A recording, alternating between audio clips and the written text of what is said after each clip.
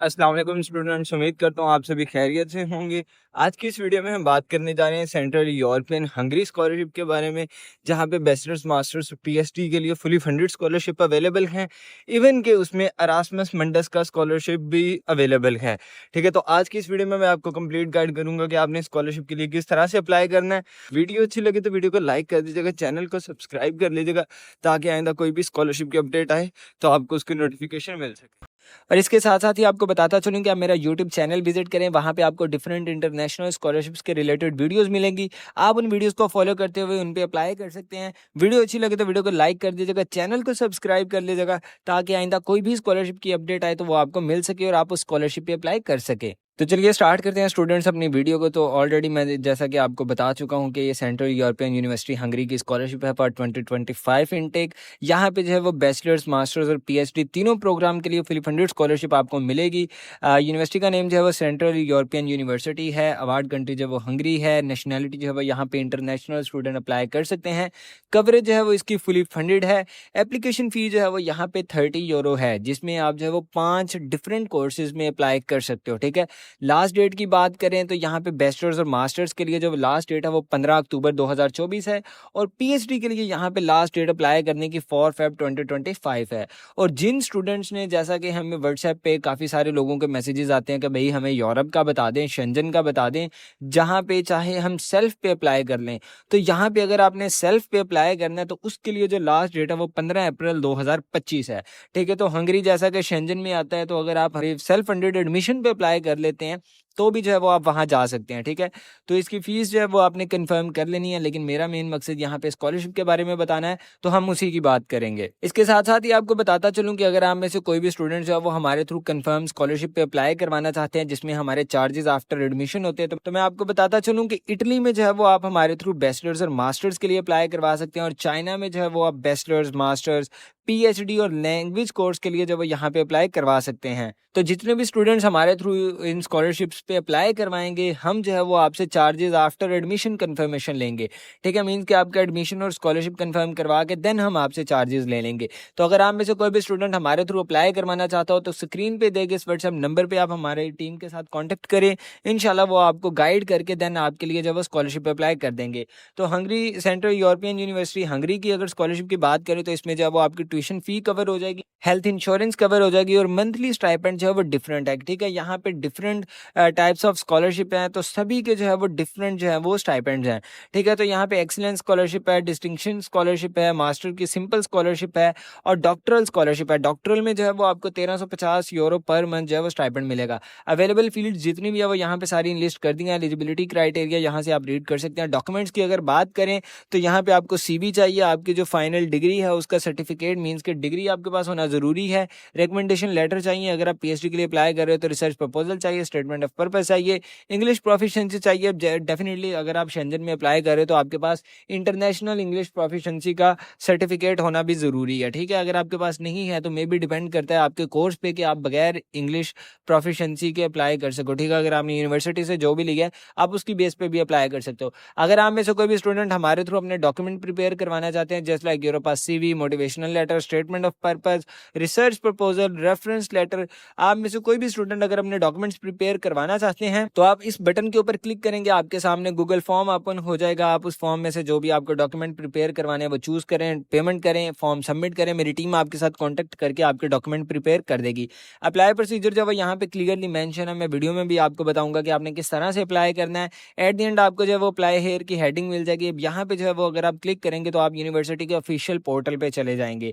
ठीक है, और इसके साथ साथ अगर आप में से कोई भी स्टूडेंट हमारे थ्रू स्कॉलरशिप अप्लाई करवाना चाहता हो तो वो यहाँ पे क्लिक करेगा, आपके सामने जो वो गूगल फॉर्म आएगा, आप उस फॉर्म को ओपन करेंगे, अपनी स्कॉलरशिप जिसमें भी आपको अप्लाई करवाना है वो चूज करेंगे, फॉर्म को सबमिट कर देंगे और मेरी टीम आपसे कॉन्टैक्ट करके आपका स्कॉलरशिप पे भी अप्लाई कर देंगे। अब यहाँ पे जैसे ही आपने ऑफिशियल लिंक पे क्लिक किया तो आपके सामने ये वाला पोर्टल आ गया, बट उससे पहले मैंने आपको कुछ डिटेल्स बतानी है, कुछ डेडलाइंस, कुछ गाइडलाइंस बतानी है, उनको डिस्कस कर लेते हैं। अब यहाँ पे जो है ये अगर आप इस यूनिवर्सिटी की वेबसाइट पे आएंगे तो यहाँ पे आप एडमिशन्स में जाके एडमिशन पे क्लिक करेंगे तो यहाँ पे सारी डिटेल्स आ जाएंगी।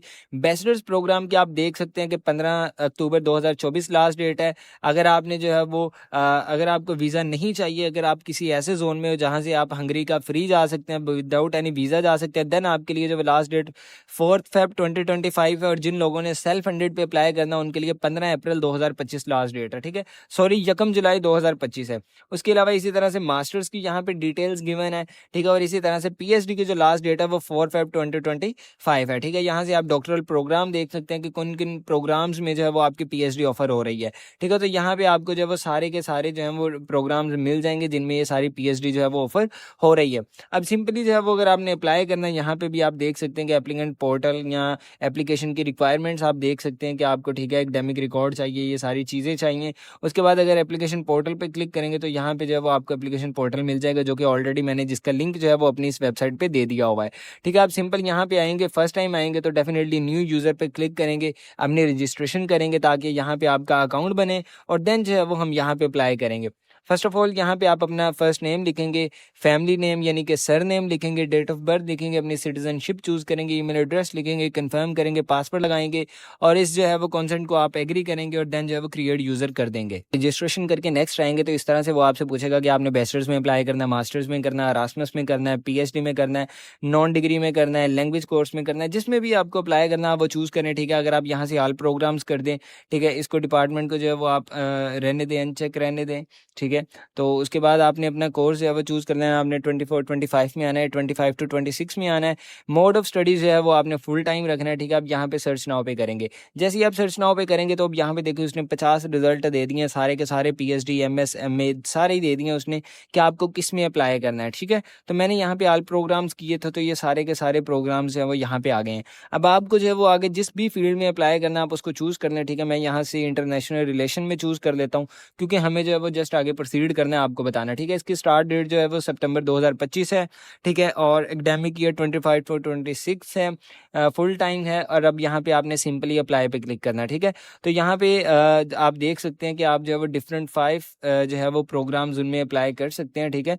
यहाँ से हाउ टू अप्लाई में आई थिंक सो था, ठीक है। अब यहाँ पे आपने स्टार्ट एप्लीकेशन करना है। सबसे पहले आपने पर्सनल डिटेल्स लिखनी है, कॉन्टैक्ट डिटेल्स लिखनी है, क्वालिफिकेशन, एक्सपीरियंस, डॉक्यूमेंट्स अपलोड करने हैं, रेफरीज ऐड करने हैं, फंडिंग के बारे में लिखना है, सबमिशन करना है, और देन आपने डन कर देना है। अब स्टार्ट एप्लीकेशन करेंगे, फर्स्ट ऑफ ऑल तो अपनी सारी पर्सनल डिटेल्स यहाँ पे गिवन देंगे, ठीक है। उसके बाद जो है वो आप सेव एंड कंटिन्यू करेंगे। जैसे ही आप नेक्स्ट आएंगे तो आप कॉन्टैक्ट डिटेल्स पे आ जाएंगे, ठीक है। यहाँ पे आप अपना एड्रेस लिखेंगे, सिटी लिखेंगे, ठीक है। जिनके ऊपर स्टेयरिंग है वो आपने लाजमी फिल आउट करने हैं, अपना फ़ोन नंबर लिखें, ईमेल एड्रेस लिखें। इसके बाद कह रहे हैं कि do you want to add correspond address, आप इसको रहने दें और सेव एंड कंटिन्यू कर दें, ठीक है। नेक्स्ट आपकी क्वालिफिकेशंस आ जाएंगी। अब जो स्टूडेंट बैचलर के लिए अप्लाई कर रहे हैं डेफिनेटली वो अपने अकॉर्डिंग करेंगे, जो मास्टर्स के लिए कर रहे हैं वो अपने अकॉर्डिंग, और पीएचडी वाले अपने अकॉर्डिंग, ठीक है। तो अब यहाँ पे जो है वो आपने अपनी कंट्री चूज़ करनी है जहाँ पे आपने क्वालिफिकेशन की है, स्कूल एंड कॉलेज चूज़ करना है, ठीक है। अब यहाँ से आप अदर कर लेंगे, अगर यहाँ से आप पाकिस्तान को चूज़ करेंगे, उसके बाद जो है वो यहाँ से आप अपना जो भी, अगर आपका कोई स्कूल यहाँ पे आ रहा है, ठीक है, तो मैं देखता हूँ अगर मेरी यूनिवर्सिटी आती है, यूनिवर्सिटी ऑफ एग्रीकल्चर, ठीक है, अब मैं वो यूज़ कर ली। अब यहाँ से आपने कौन सी चीज़ क्वालिफिकेशन की है, मैं मास्टर्स और इक्विवेलेंट कर लेता हूँ। सब्जेक्ट जो है वो आपने यहाँ से मैं अपने अकॉर्डिंग चूज़ कर लेता हूँ। अब यहाँ पे फिजिक्स का तो कोई रोल नहीं आएगा, लेकिन आपने जो है वो, क्योंकि मैंने डिग्री जो है वो एमए इंटरनेशनल रिलेशन चूज़ किया, मैं फिजिक्स लिखूँ। यहाँ पे आप अपने थीसिस का टाइटल लिख सकते हैं अगर आपके पास है, कंप्लीटेड और नॉट, ठीक है। मैंने लिख दिया कि यस। स्टार्ट डेट आपने कब की थी, एंड डेट कब की थी, या अगर आपकी जो है वो भी डिग्री कंप्लीट नहीं हुई तो आप यहाँ पे बता दें कि आपकी डिग्री कब तक कंप्लीट होगी। ऑफिशियल ड्यूरेशन लिख दें 2 साल 3 साल। उसके बाद यहाँ पे आप अपनी डिग्री अपलोड कर दें, अगर डिग्री नहीं है तो आप प्रोविजनल सर्टिफिकेट बनवा के अपलोड कर दें। उसके बाद आपने जो है यहाँ पे अपनी ट्रांसक्रिप्ट लाजमी अपलोड करनी है। अगर आपने अपना मास्टर्स किया तो आप बैचलर्स में ही ऐड कर सकते हैं। अगर आप बैचलर्स के लिए अप्लाई करें तो आप अपना मैट्रिक और इंटर दोनों ऐड करो। अगर आप एमएस के लिए अप्लाई कर रहे हो आप अपनी एफएससी और बैचलर्स को ऐड करो। अगर आप पीएचडी के लिए अप्लाई कर रहे हो तो बैचलर्स एमफिल दोनों ऐड करो, ठीक है। तो ऐड क्वालिफिकेशन पे क्लिक करेंगे, अगेन इसी तरह का सेक्शन आएगा, उसको फिल करेंगे। इंग्लिश क्वालिफिकेशन जो है वो आपके पास कह रहा है कि है या नहीं। अगर आप नहीं है तो आप इसको नो करें और इंग्लिश क्वालिफिकेशन जो है वो आप बताएं कि आपने कौन सा देना है, ठीक है।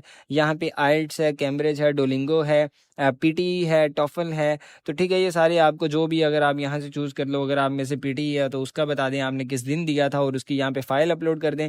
और उसके बाद अगर आप इसको येस करेंगे कि ठीक है जी मैं जो है वो उन कंट्रीज से हूँ जिनमें इंग्लिश की रिक्वायरमेंट नहीं है, तो आप इसको येस कर देंगे, ठीक है। बट पाकिस्तान में जो है वो इंग्लिश की रिक्वायरमेंट डॉक्यूमेंट्स आएगी, क्योंकि ये सिर्फ उन कंट्रीज़ के लिए है जो इंग्लिश कंट्रीज़ हैं, ठीक है, जहाँ पे इंग्लिश बोली जाती है। तो हम इसको नो ही करेंगे और यहाँ पे ये सारी डिटेल्स देंगे। अगर आपके पास अदर है तो आप अपनी यूनिवर्सिटी का बता दें। अदर सपोर्टिंग डॉक्यूमेंट्स जो भी आप समझते हैं कि यहाँ पे आपको अटैच करने के चाहिए तो सारे के सारे अटैच करें।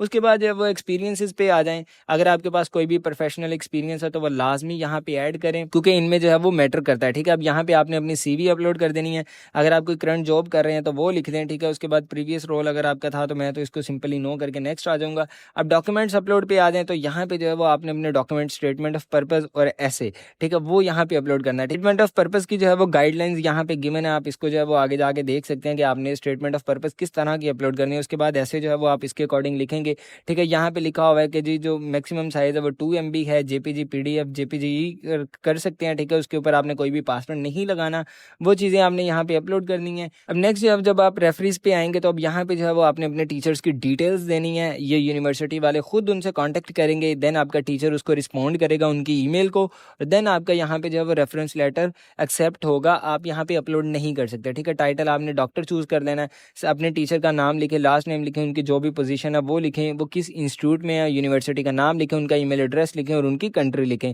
इसी तरह से दूसरे टीचर की डिटेल्स लिखें, सेव एंड कंटिन्यू करके नेक्स्ट आ जाए। अब यहाँ पे जो है वो हमने फंडिंग चूज़ करनी है, ठीक है, कि आपने किस फंडिंग पे अप्लाई करना है, ठीक है। तो वो कह रहा है कि आपने जो है वो फाइनेंशियल एड के लिए अप्लाई करना है, डेफिनेटली आपने जो है वो इसको येस कर देना और सेव एंड कंटिन्यू कर देना। अब सबमिशन में आ जाएंगे नेक्स्ट। तो जैसे ही आप सबमिशन में आएंगे, कह रहा है कि आपने इसके बारे में कैसे सुना है। अब यहाँ से आप यूट्यूब करके तो मेरा नाम लिख दीजिएगा कि जी आपको हमारे थ्रू पता चला है, आपकी मर्जी, अगर आप लिखना चाहें ना भी लिखेंगे तो मुझे कोई पैसे नहीं इसके मिलने वाले।